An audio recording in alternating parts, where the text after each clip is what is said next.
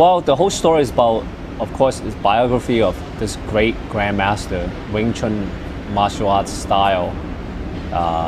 His life in his province, Fasan, and then when the Japanese occupations, how he refused to be teaching the Japanese invasions and all the armies, and at the end he did have a confrontation and a big fight.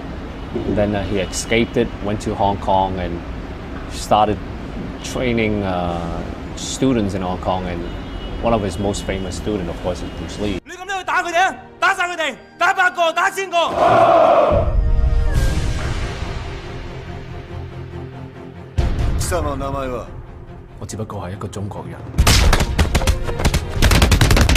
Our script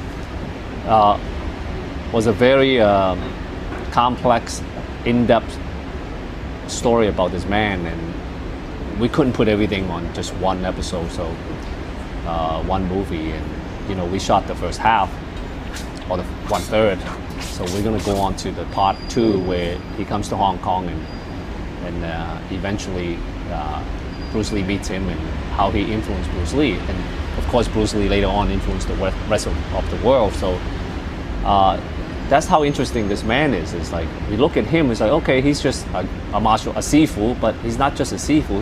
He influenced Bruce Lee, who influenced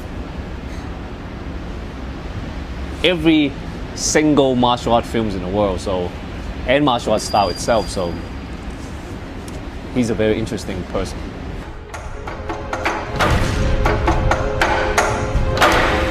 Wing Chun, Yip Man.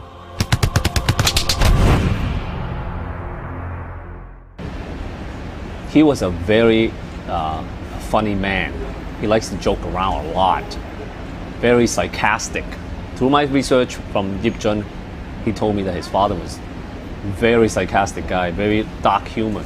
I said, well, that actually is kind of like me, I think when I was presented with this role by director Wilson, he said, Yip Man